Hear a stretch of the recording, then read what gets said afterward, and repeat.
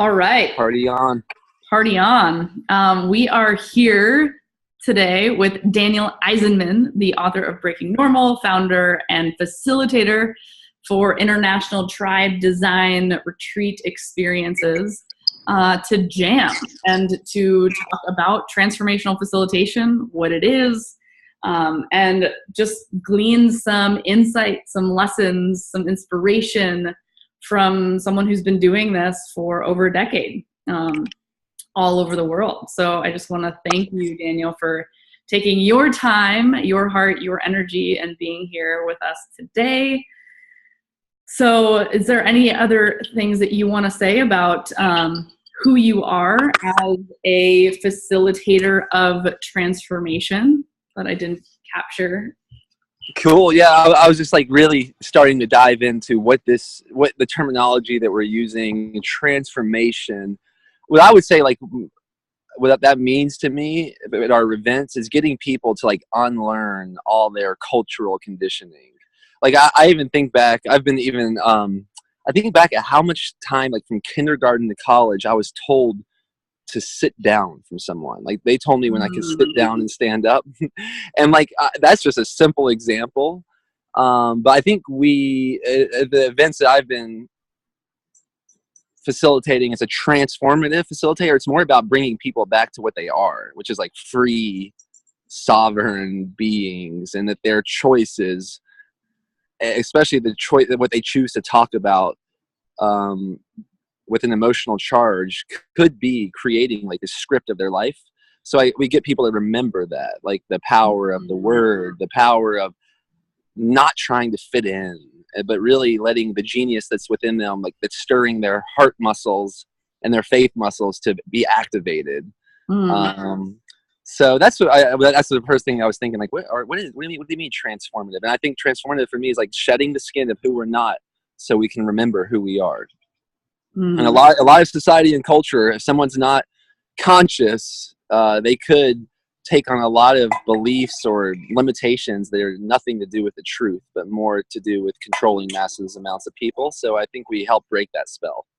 How do you do that?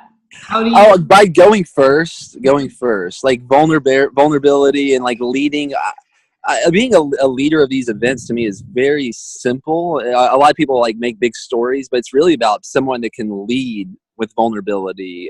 Whatever I'm like at our events, as you know, Marley, when you came to Canada, the first thing that we did to introduce everyone was get everyone to confess all the things they didn't want anyone to know about them. So like anything that we think that would ruin Marley's chance of connecting with the group, we asked her to, let's get to know you that way. Talk about that first in a minute or less.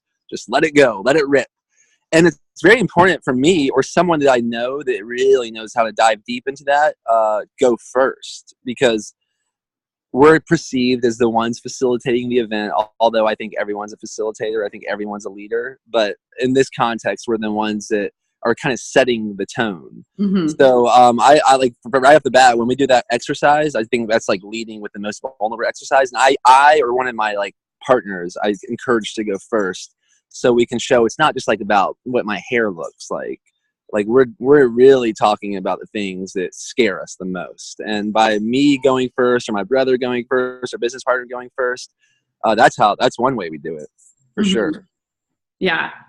What have you seen happen as a result of that exercise for people?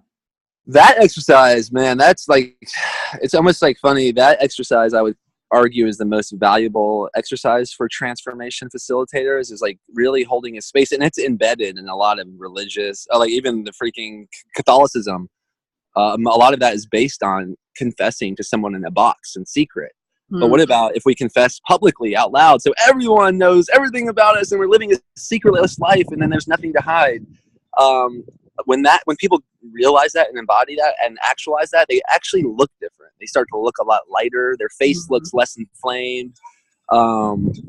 People look different. Like I keep talking. I might hold myself accountable to get like a close up headshot of people before the retreat and then right afterwards, because to me, people look revitalized. They look lighter. They like more liberated, easier, more graceful. There's literally a physical change that I think is obvious that makes me believe there's a lot of like internal things stirring and moving that may have been stagnant before. Mm-hmm. Yeah. I can get that. I can relate to that. So I think, what would you say as far as someone who leads people through these exercises that one might say are fun, comfortable, and you put this out there, and there, have you ever experienced people not being willing to do it? Or like, how do you, I think that I see a lot of facilitators, and not that they are overly managing of the group, but trying to find the balance between creating that safe and or brave space for people to do something that fun, comfortable, to let themselves be seen in that way, holding that space, and also just like letting people be with whatever is coming up and be with their emotions, and let people be uncomfortable in those experiences. Because I do believe that is the birthplace of transformation, is when we're pushed outside of our comfort zone into the fun comfort of doing an exercise or an activity like that. So as a facilitator, how do you frame or hold or create that space for people to go there? Yeah, well, there's several things. First of all, you asked me like, some people don't do it. I've had people walk away. Like I remember like a church group specifically. It was like one of these LA churches. They're not conservative, very liberal about beliefs about God, but very spirit oriented. Mm-hmm. And my friends asked me to come like lead a session to this church group. I was like, wow, I usually do like this every 3 or 4 days. Like, are you really want me to go? Because we only had like an evening. Do you really want me to see how much we could do? And they were really egging me on to like push it hard. So sure enough, right off the bat, someone was like, they didn't want to, they didn't think this is appropriate, that they shouldn't share like shameful things, that these things really shouldn't be talked about, or why are we wallowing in all these bad things? And it's really, and I don't look at it that way, but I basically at that point, I remember I encouraged the person to leave. I was like, oh yeah, like please, I remember saying something along the lines of like, I would definitely not want you to be here if you don't want to be here, because all these other people seemingly are getting stoked and they're seemingly get like happier and more fulfilled, and the group is getting stronger. So if anyone doesn't want to be here, please like go ahead and leave. That would be, I think it would be, and you could be a leader, like, because that you might help someone else that doesn't want to be here have the courage to stand up and leave. And I remember that, like, that was just one example of many. And they left, two of them left, and everyone was very happy about it. Like, they seemed happy because they didn't want to be there, so they're happier, they're gone. And now everyone else is happier because everyone that's in the space wants to be in the space. So that was like a unique, usually the retreats, as you came on the retreat, it was like you had to go on a plane, train, bus, or car. It was like a big journey to get to this remote wilderness island. So most people at that place, and they paid a good bit of money. Most times in that context, people are pot committed. But like showing up as a bit of a random person, I typically try to scare everyone out of the room that's not supposed to be there first. Because I kind of explain, like, this is not, I don't know what's going to happen. I just kind of go through it. I'm going to go through this wall. I'm going to break this normal. I don't know what it's going to look like. Most of the times I've ever done this, it felt really good. And it feels very fulfilling and maybe scary, but the outcome is so worth it. So I just accurately report what's happening for me without trying to get anyone to do anything. And I've been told, like, our mutual friend, I don't know if you've met Brandon Hawk. He does similar work. Okay, so yeah, Brandon thinks, like, he would tell me that he thinks most people learn maybe the most from me not even facilitating, just by like watching me do my own thing. Because I'm not trying to make anyone do anything. I'm specifically wanting to surround myself with people that are willing to accurately report what's happening in their life. And then for me, I realized that my truth seems to be more limitless than limited. So if someone, I typically just keep getting more and more connected with people that are not arguing for their limitations, that they all want to see what's possible. So that sometimes if someone's really stuck on the idea of arguing for a story or a limiting story or a limitation, it's typically not a good fit. And I just make that really clear. I make that clear from the start. I kind of give those disclaimers. I I get everyone to agree. I make it a really safe space by getting everyone that wants to participate to agree. They'll keep it confidential. They'll agree to like mix their raw honesty with unconditional love, that they're going to do the best they can to be as honest as possible.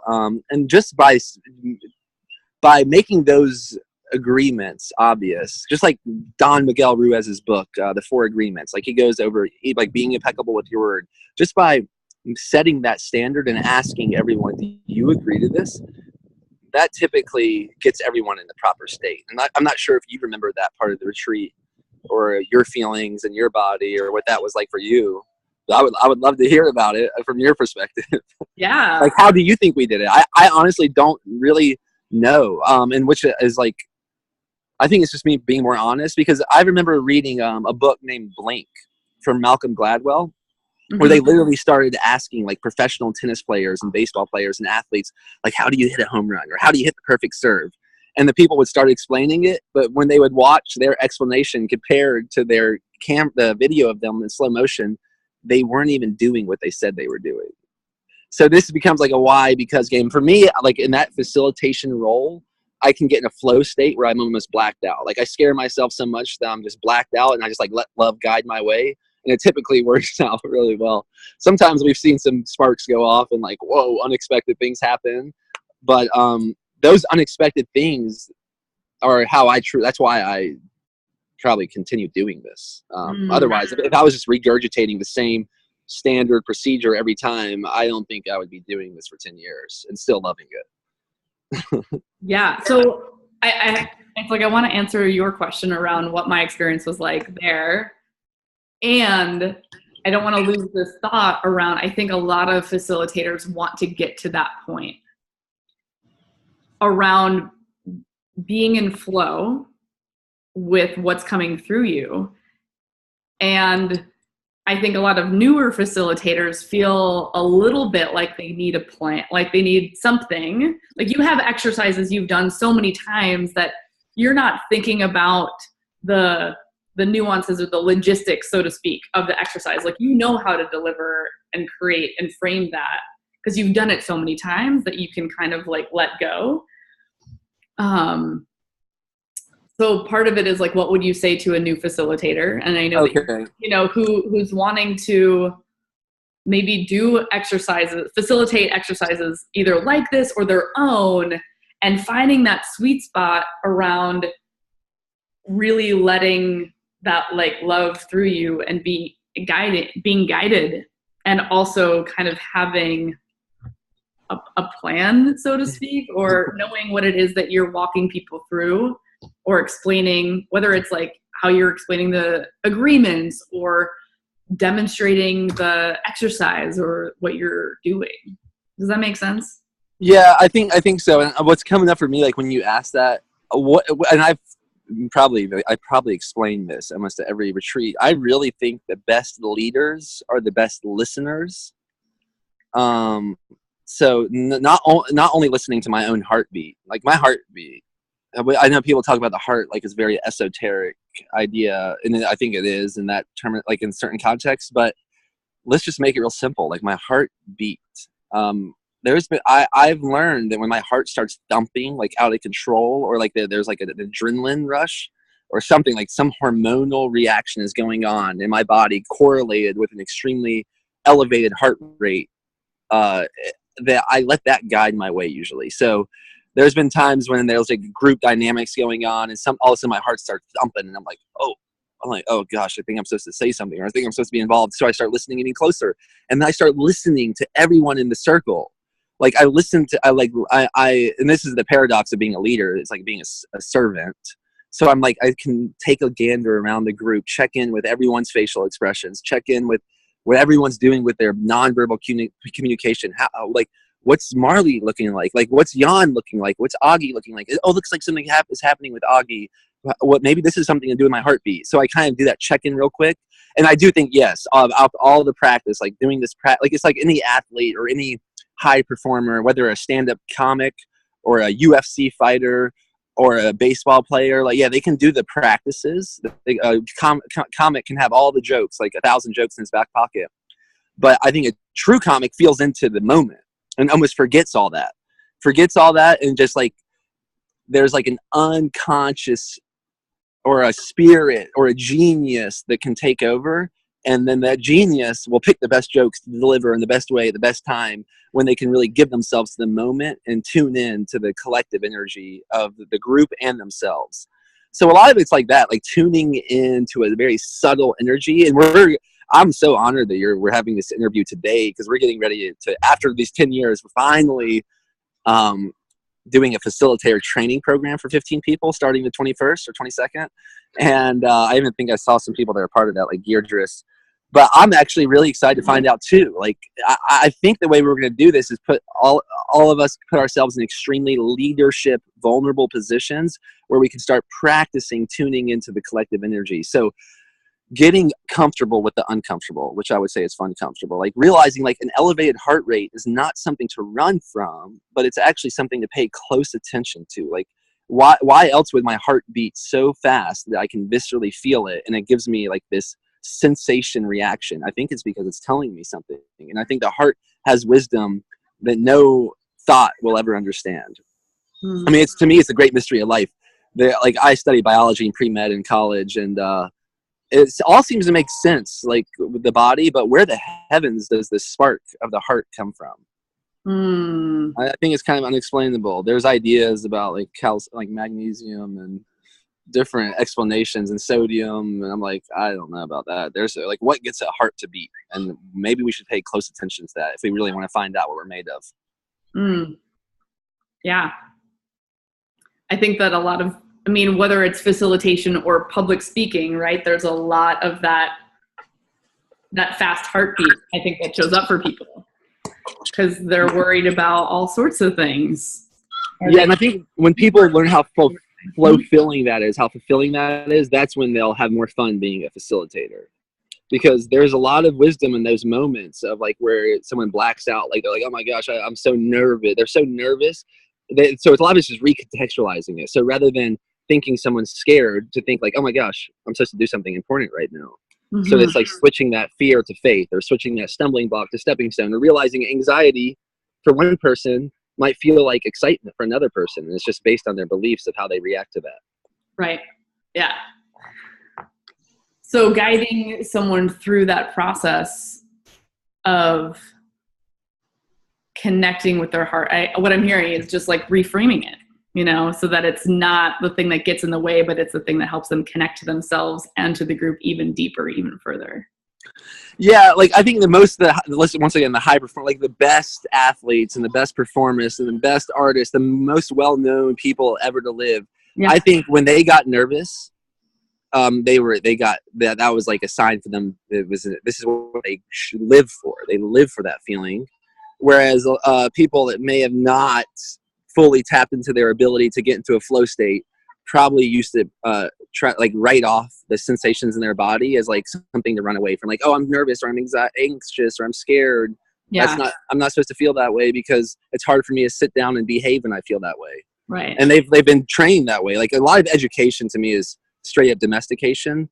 So I'm not blaming anyone. Like, if someone just kind of drifts along, they're going to be a really well-behaved, easy person to boss around, or to be an employee, or to be a good worker, or a good student.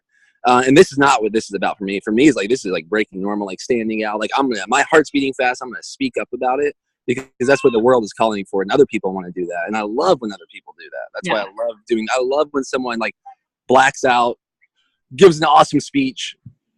They had like experienced new levels of aliveness they never had before. And then it's like, what was that like? And they're like, I don't know. Yeah. They don't even know what happened. Have you heard the the Martin Luther King "I Have a Dream" speech? I've heard things about it. Please tell me what you're going to. Well, what I have heard about it, and again, I heard this from a speaking coach, where she said that he had this like planned out talk he was going to give to this group, and he was going through it. And for some reason, I don't remember like why, but his friend like leaned in and said, hey Martin, tell him about the dream. Wow. And then the I Have a Dream speech was not the written, it was not the planned. And it was like call it whatever you want. It was channeled. It was like, that was like just the difference between our canned and planned speeches or talks or workshops versus when we really are in the flow and in the moment and really, really connected, can be the difference between, you know, a life-changing, world-renowned transformational experience and like a pretty good talk or a pretty good workshop. But I'm curious, because I know that you've been doing this for 10 years. If you were to go back to the beginning and like thinking about your first retreat or the first time leading people through some of these exercises, without all of your experience that you have now, do you, well, I don't, part of me wants to ask the question, like, what would you tell yourself then? Or what was it like at the beginning for you? Was it similar? Like, was it like, were you always, I mean, I guess it's like, were you always this way in your approach? Has it evolved? Like, yeah, so I think I learned at an early age that those exciting moments, and probably I played a lot of baseball, and I learned that, man, like even though I was really scared to strike out, and even though I struck out a lot, I was not the easiest person myself about striking out or making errors, but it gave me, by putting myself in the situation, I also was able to hit home runs. I was able to hit a home run, and the feeling and the aliveness and the fulfillment from that, and not even knowing how I did it, but I learned at an early age that I miss 100% of the shots that I don't take. So I learned it was more about like the journey being the destination than rather doing like striking. When I can get to a point where striking out can be as fun as hitting a home run, or nailing a speech can be as fun as like looking like a fool, or being some people thinking I'm an idiot or something. When I can learn to love both of those experiences, then it's easy. It's easy. It's like it's easy. It's easy. Like I'm looking at my baby walk right now. She's learning to walk behind the phone. She's like crawling around, fumbling around. She's, what would I tell her? Like, maybe let's pretend she's going to become one of the best runners in the world. But right now she can barely walk. It's like, that's good. I mean, like, you got to learn how to fumble around. You got to learn how to fall. You got to learn how to stumble. You have to learn how to get back up.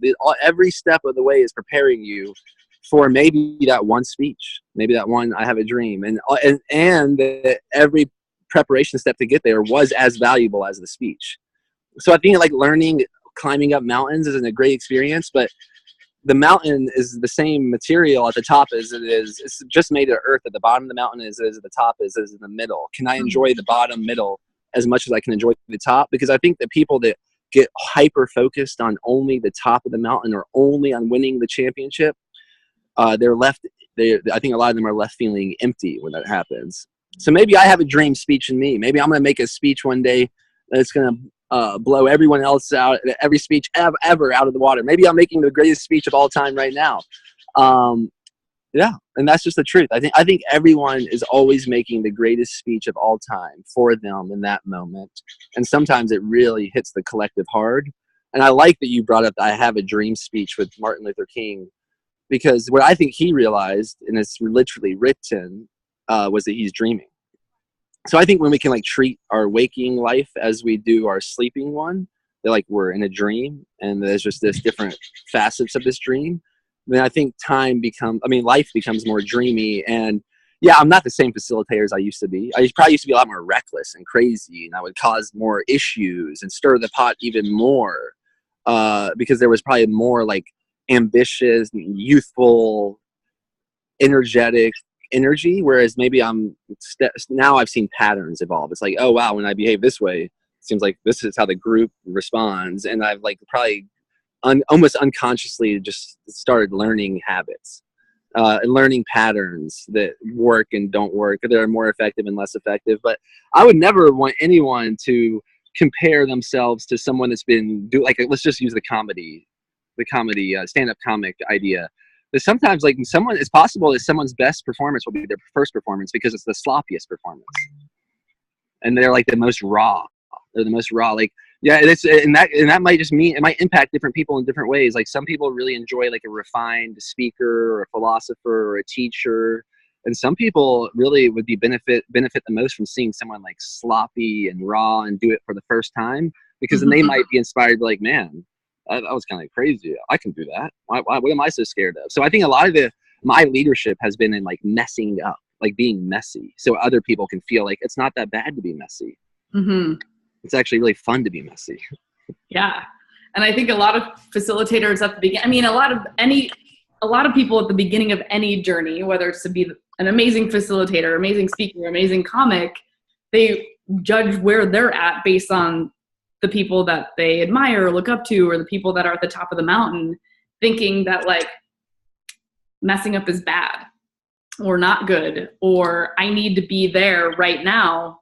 And so I think I hear this question of like, how do I even start, or where do I even start? Yeah, I think it's starting with like realizing that performance, like not think you're going to get love from performing. I think a lot of people, and that's the same thing. Once again, I have a little issue with like the situation with schools and some churches, like with the preachers and teachers, like how they really, it seems like the connection is based on these people behaving or performing well. And I think a lot of people are coming out of that brainwashing. So when someone can come out of that and realize like, hey, I can love myself regardless of what I do.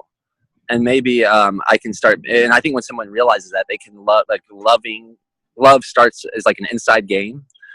Then they're not seeking approval from other people, but they're really just now functioning from a more authentic place. So I think in order for that to happen, someone has to break the addiction to approval and start amplifying their authenticity. And then there you go. Drop the mic. Yeah. Anyone that does that, it's pretty fun to be around. Yeah.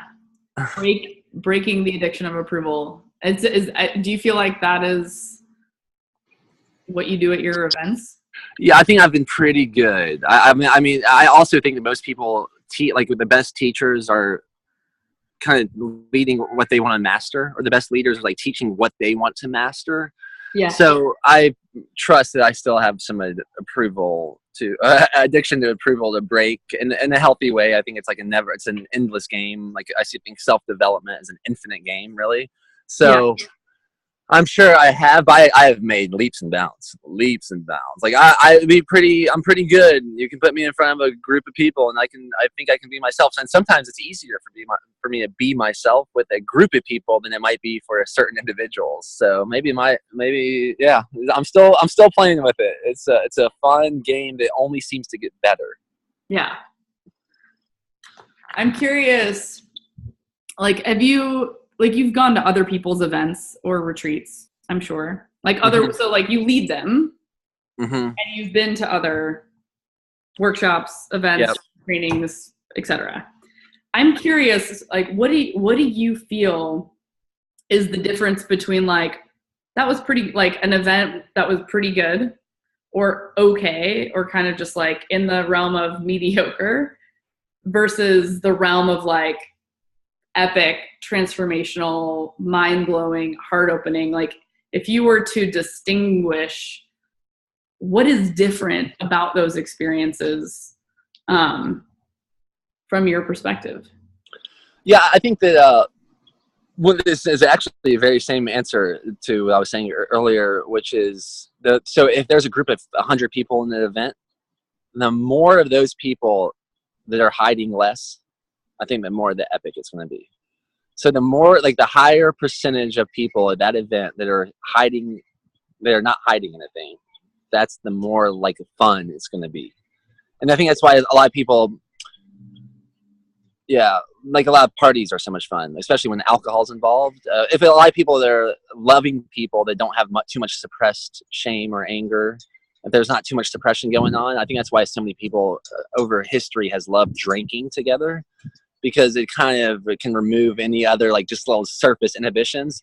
It's an issue when someone drinks that has a lot of suppression. That can be a dangerous situation. Y'all probably all seen belligerent people, but there's also something to be said, like when everyone, whether it's because everyone's drinking, or whether it's because everyone just confessed, or whether it's because everyone's dancing, or whether it's because everyone's like playing in the dirt, like the more like seen, the more people seem, the more epic the scene seems. Yeah. I got a little poetic there. I'm not sure if I even made sense to So myself by there. But. so by not hiding, do you mean engaging or interacting or connecting in some way other than, because I've been to events or conferences where, you know, there's just information, right? There's just presentation after presentation, delivering more and more content versus engagement and connection. And like the difference between like giving a talk or a presentation where you're delivering information versus facilitating an experience. Oh yeah, I'm definitely biased. Because I'm not huge. I definitely see the place for raising the stage for one person to give a great speech. That's cool. But that's not really what our events are about. To me, our events are about like raising the stage for everyone, and everyone like kind of being on equal stage. Hence, like almost every exercise is done like in a circle on flat ground where everyone's on the same level. So for me, I find events to be much more epic when the most amount of people are the most involved. And what I mean is hiding is like, does Marley have a great voice and she's not singing? Can Jan like do a great handstand, but he's not showing it off to anyone? Can like Augie be a great swimmer, but she doesn't want to get in her bathing suit? Like, does Geardris have like so much information about psychedelics, but he doesn't want to share it because someone might judge him? I'm just kind of like looking at people on the call. Does Kiera like an epic ballet dancer, but she doesn't want anyone to see in her tutu? Like, if those are like concerns, if people are hiding their gifts because they're scared of how they're going to be seen, to me, that's not that epic. And sometimes that inevitably happens when you're at a conference and someone's just delivering information. To me, that's just more like I'd rather do that probably at my own computer outside, because I prefer to be outside in the conference room. But what we do at our events is like we want everyone to be in their full power, and that a lot of that means disagreeing.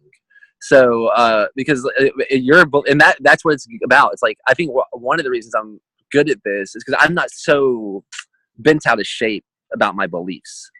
Like I feel like my beliefs they can change because I've learned some things that have changed everything, how I understand everything. So since that's happened once, I believe that can happen at any time to anyone.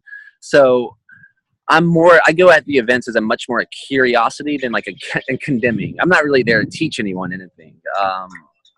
I'm more just to like become more curious with more curious people, and where we can ask each other a lot of questions, and we can find out, like we can fumble around, we can be a little messy, we can show our gifts off. Maybe people judge us, maybe people disagree with us. And am I cool if someone disagrees with me about what I'm most passionate about? Can I still love them? So that's like what our events are about. My events are about getting everyone to realize they're a leader, and then getting leaders to start teaming up, even if they disagree with each other. Because I believe there's just way too many geniuses that are not teaming up because they disagree about one thing. And it's typically revolved around like God, sex, or money. So inevitably we leverage those taboo topics quite a bit to get people to still show up, even if someone doesn't believe in their God, or if someone that doesn't believe in their sexuality. Like, can you still be sexy? Yeah. Yeah, I really liked what you said to reinforce it. It's like raising the stage for everyone.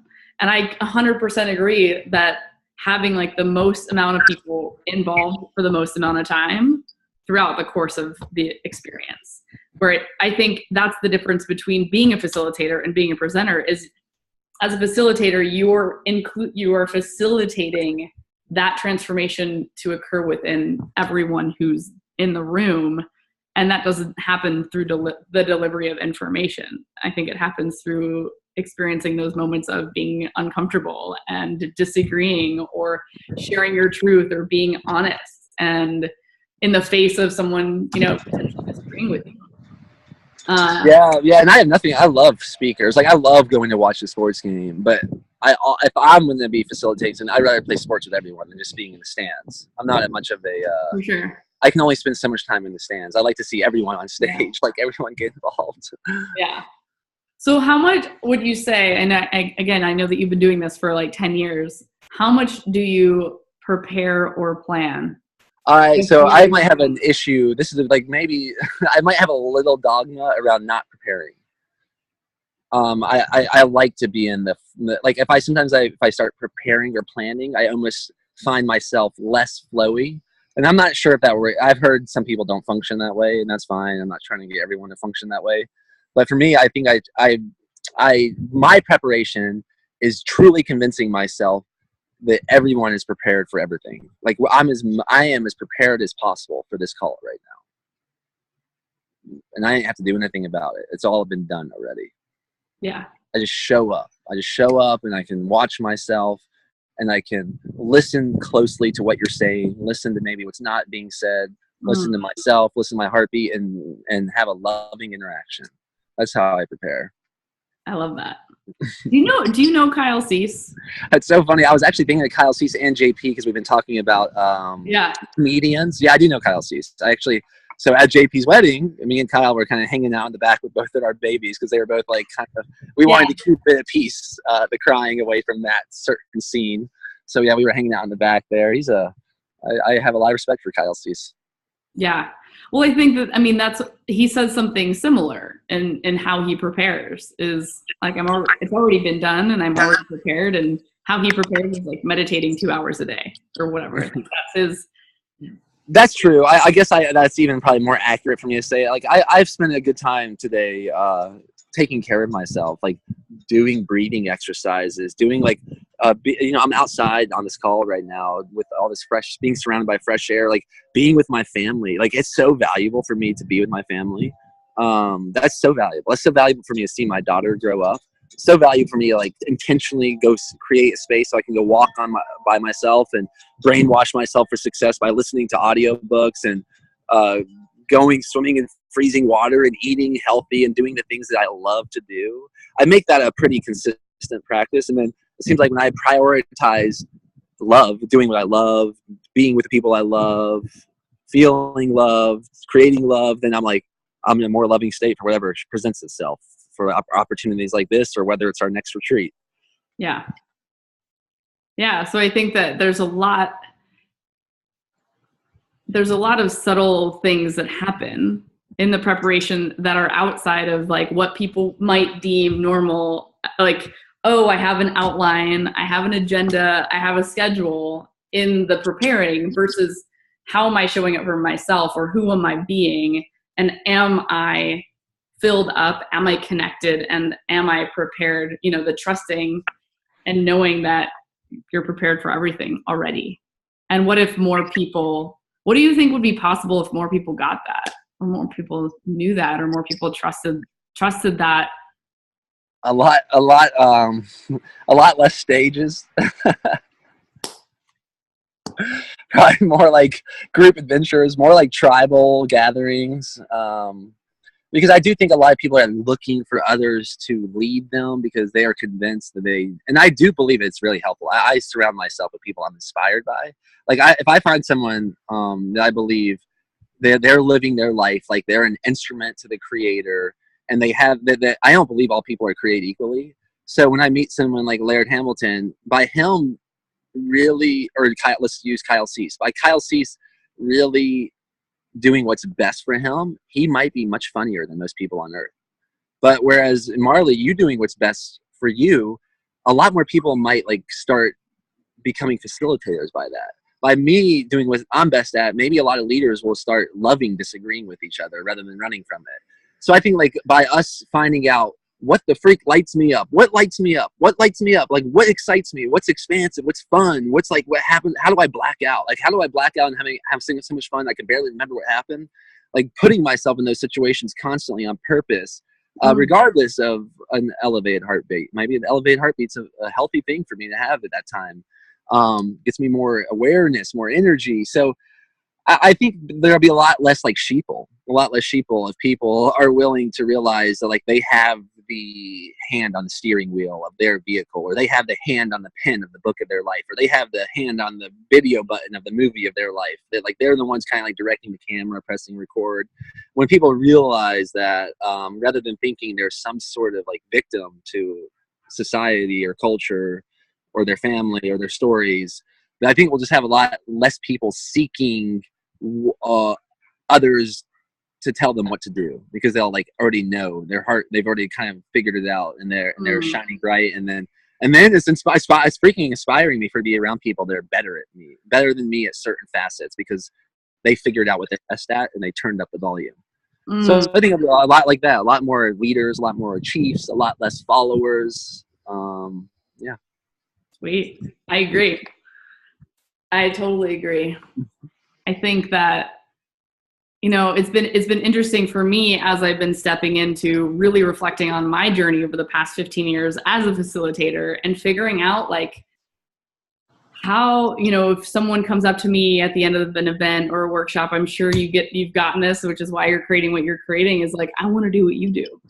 Or how do I become someone who can hold space that way, who can lead people through exercises that are uncomfortable, or be the guide in leading, facilitating like a transformational experience, and what that takes. So I know that we're gonna kind of start to wrap up here soon, and I know that you mentioned a few things to this, but I'm curious if you have any, and I don't know if even advice is really the right word, but what would you say to someone who isn't facilitating, either isn't facilitating yet or wants to be a better facilitator at whatever it is that they're facilitating in the world?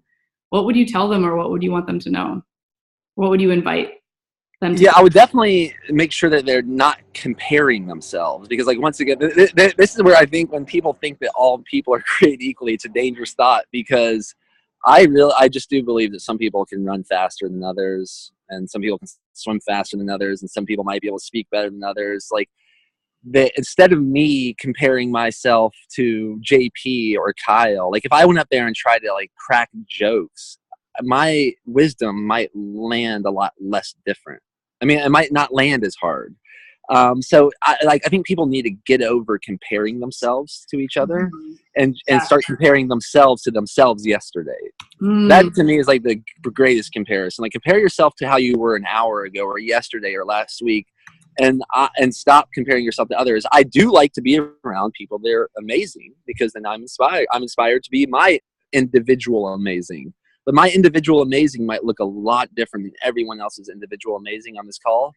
And I think that's important to realize. I mean, a lot of people put each other on pedestals. Yeah. Like I think, especially with social media and the whole, like, how many likes and followers and all that stuff. I think someone might, with like 10 followers on Instagram, or like thousands of followers on Instagram, they might look at these people that have millions, and they might be putting these people on a pedestal, and then that's an issue. That's an issue, first of all. And the other issue is that people that are on a pedestal sometimes become a slave to their followers, because they think like, oh my gosh, all these millions of people are looking up to me, I have to perform a certain way. And I think that's why so many like Instagram celebrities are probably having like emotional situations, that they get to stop trying to live up to the expectations of other people as well, even if it gets them more followers or likes. So I think, like, if we can turn up the curiosity and turn down the comparison, and to realize that like competition at its truest essence is cooperation. So I talk about that from like the perspective of sexual intercourse, of fertilizing a baby. How does that happen? There's millions and billions of sperm that come out over someone's lifetime, but I surely hope that my sperm are not like, oh, I'll be easy a day because that sperm's a little slower. I'm gonna kind of turn down my greatness so the other sperm don't feel bad. No, it's like we all want to do the best we possibly can, and by doing that, the one that wins that specific competition that's what creates new life force. Especially when we all realize that, like, by Marley shining, like when it's your time to shine, I don't have to be insecure about it. Like, I want you to shine. I believe we're all on the same team, and we all are, like, our gifts all are actualized in unique ways, and we can all be proud of each other rather than trying to be better than each other. Yeah. Lifting each other up and supporting each other. And I think just that the abundance mindset versus scarcity mindset, right? Of like, there's going to be certain people that are going to be drawn to you, to me, to whoever, but they're not going to be drawn unless you're shining your light as bright as you can, the best that you can, in the way that only you can do it, And I know that you've been doing this for a long time, and I feel like you have really built, I would say, I don't know if you would call a following, a movement around your message. what would you say to people who are wanting to, build that audience or build that movement, bring that message to the world in a bigger way and still stay really aligned, right? Like not get sucked into the drama of it or like because to have all these followers, but what do you feel like you've done really well to sustain that level of authenticity while building this tribe and this movement and your message?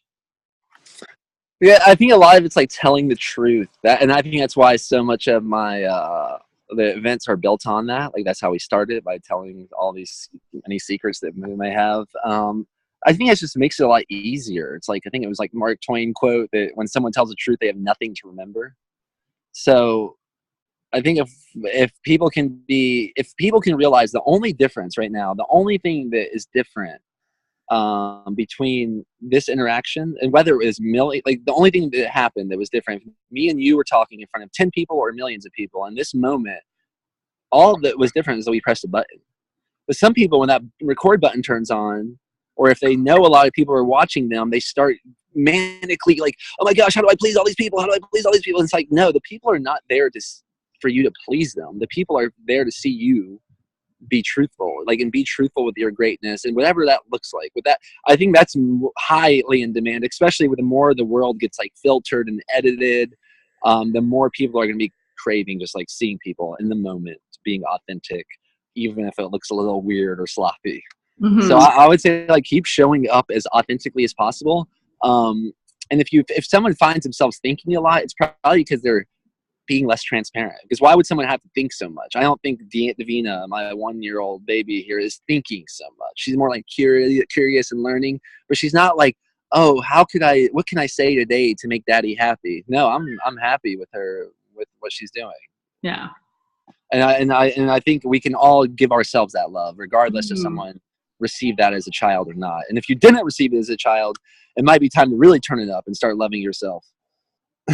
Yeah. I mean, that's what I'm hearing is that it does start there, because if you do love yourself, if you do accept yourself for who you are, you can shine the light and the truth without being worried about what other people think or seeking that approval, because it doesn't matter. Yeah, I think there's like multiple layers of consciousness, and this might be important to touch on real quickly. It's like the literal. I think when someone's like the literal, they're seeing like one aspect of life, and then there's like the metaphor. It's like, oh my gosh, like what does this mean? Like why would a black cat run in front of my car today? Or why did I dream of a bear last night? Why did I dream of a bear? Like thinking about the metaphor. And then there's the paradox of like, wow, to be a great leader, it's like you're a great servant. And like I think when someone starts seeing the paradoxes in life, that means they're probably playing more in the dream state. And then I think finally is like the creative realm. It's like, oh my gosh, can I co-create can I focus on something and it'll show up? Like, how much magic do I have in me? Can I say this in this crowd? And then can I co-create the vibration of this crowd? Can I get this group of people to go up the mountain? Can I catch that wave? Like, what can I create? And I think that's probably the most honest realm of consciousness, where like the literal realm of consciousness is the most deceptive. So I think it's important to understand that as we dream this life together. I love it. Yeah. Those different layers and levels of, I think it's just being awake versus, being awake to the dream of your life, as you would say, right? Versus sleepwalking through your life and not paying attention to those moments. And that every moment we are co-creating with ourselves, with the universe, with our intentions. And I think that really is the essence and the foundation of who we're being and how we're showing up in the world is so much more important than like the getting it right. Or having the perfect talk, the perfect workshop, the perfect outline, the perfect agenda. And I think I totally agree that people are just craving realness and rawness and authenticity in this world that feels like everyone's comparing their outtakes to everyone else's highlight reel. That's a good way. There's that going on. And I don't know if we've touched on this just as because I know we're getting close, but like the value, like giving value, that's always an easy way to go. Yeah. I kind of judge you, Marley. That's what you're doing here. You're giving me so much value because I'm so stoked about this facilitator training, and I'm not sure if you thought about that logically, but here all of a sudden I'm like getting ready to kick this thing off, and you're inviting me to riff with you publicly about being a transformative facilitator. So to me, like, you're adding a lot of value to my life and other people's lives by doing that. So I don't know if you were consciously doing that, but that also to me is an easy way, other than, in addition to being transparent and just telling the truth and being vulnerable and going first. Also, great leaders give a lot of value. Like, give more. Maybe they would aim to give more value than they're even caring about receiving. Because that is like, there's the paradox. The paradox by giving, that's like how I receive. I get so much by giving value to people. Yeah. So I think that's also an easy North Star to one's compass if they're wanting to figure out how to step more into their personal leadership abilities. Right. What do I have to give versus what do I have to get? And how can I show up in that place of love and service and wanting to support people on their journey and bring more value into the world through putting things out there instead of keeping them to ourselves, keeping them hidden and waiting till it's right, waiting till it's perfect, waiting till I have the audience, or waiting for whatever. Like, I think I see a lot of people waiting, sitting on the sidelines. And I also see a lot of people that are in the arena, and that's who I want to play with. Yeah, like people that are showing up and doing their work and putting their hearts out there. And hopefully that's who's on our call right now. So I know that we have just a few minutes left, and I put in the chat box, do you have any questions? So if anyone wants to chime in verbally with questions or type a question in the chat box, we'll just take a couple minutes to wrap up our time today. So Aggie says, I'm getting so much value here. Yes, thank you, Marley. Thank you, Daniel. I'm about to do my first event in 5 weeks. Timing is magical. What event are you doing? Curious to hear about that. If you want to share in the chat what event you have going on. And Jan says, what if you have too many ideas? How can you find your focus? Yeah, so I don't believe in too many ideas. That's awesome, Augie, by the way, just to jump back a second. And then, yeah, Jan, I love the question, and I can relate with it. I'm just being a little bit of a stickler here. I don't believe in too many ideas. I do think ideas and money and manure are so similar because they're very beneficial to the world when they're spread out strategically. But if they're hoarded or hidden or in one spot, they start to stink like shit. And they can be dangerous and it can be poisonous. So, and that's why I think a lot of people that have a lot of, like, I've met people that have a lot of money and they're more scared than losing their money than the people I've met. And a lot of them are heavy. I don't know, a lot of them are physically overweight. That people that have weight, they're not spending their money strategically. So to answer your idea, Jan, what I would say is, like, pick one. What's the idea that scares you the most, that simultaneously excites you the most? Pick that and take action on it, and give yourself a deadline to take action on it, and give yourself and make sure you declare where you need support for others. Because if it's really a big idea, it's probably not only for you. And you might be the person to steward it. You might be the person to plant the seed. But I do think creative constraints are extremely important in order to take action, like to take action on inspiration or ideas. And I think getting support on that is extremely important. So make sure that you are almost dogmatic about asking for help. Ask for help without being attached to getting it, and give yourself a deadline to take action on that idea, like massive action on the idea that excites you the most, and do it.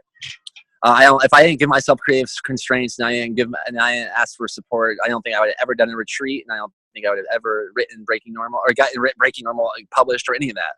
It was all like those two things were definitely huge helpers in making my ideas physical, turning my ideas into a physical reality. Yeah. And sometimes an idea is like, it's never, just not right now. And what's important to you right now in putting whatever it is out into the world. Yeah, and I think it's really nurturing too. Like, let's just think of ideas as entities. Like, let's think that they grow like bacteria. Like, ideas growing back to, like, let's just pretend that's truth.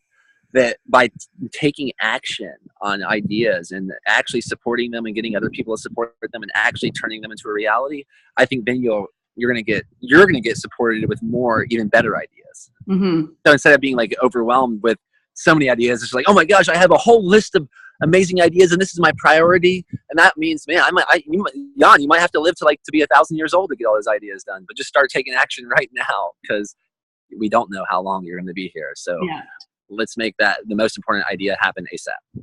Actions where the magic happens. Jan, if you want to tell us what idea you are most lit up about right now and what massive action you're going to take, I would love to support and hold you accountable to that. Just putting that out there for you. Cool. Well, thanks, Daniel.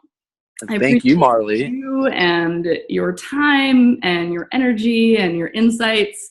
My hope is that for the people that are watching this live, they're watching the recording, that you got a lot of value from this. And if you have questions for me or Daniel, feel free to reach out to either one of us. My email is marley@marleywilliams.com, MARLI@marleywilliams.com. Email your thoughts, your reflections, your comments, your takeaways. Maybe you have an idea that you want to take massive action on, you want support around. Rad. And I know that both of us are very easy to find via social medias, but do you want to share ways for people to stay connected with you that are watching this later as well? Yeah, for sure. You can contact me through any of my social media sites, but if you want to, Daniel@breakingnormal.com. That's my email. Daniel@breakingnormal.com. Breakingnormal.com is my website, and then the event site is internationaltribedesign.com. Internationaltribedesign.com, and that's how me and Marley first met, I believe. And Canada. Now we have our 8th and 9th one coming up in Washington, Oregon, with a facilitator training kicking off in 3 days, and we still have some space left. And I'm particularly interested in some females maybe joining, because right now it's kind of male dominated, and that's something that we've been. My wife holds such an awesome space, so I'm ready to see some more women step up to the stage for a little bit with us, so other people can feel inspired to step up to the stage with us too. Awesome. Yeah. Love it. Yeah, thank you so much, Marley. Thank you. I'm happy you did this, and I trust you. If you'll keep doing it, I think that's a good idea. Yeah, I'm gonna keep adding more value, like you said. That's my goal, and I know a lot of amazing people like yourself that are doing really awesome work in the world, and I want to highlight it again, like raising the stage for everyone to share and to spread more insight, love, and value in the world. So that's what it's all about. Super thankful for everyone on the call as well. Yeah, thanks for showing up live on the call, and thanks for watching this if you're watching it later. Awesome. Thank you, Marley. Much love, everybody. All right. Take care. Peace.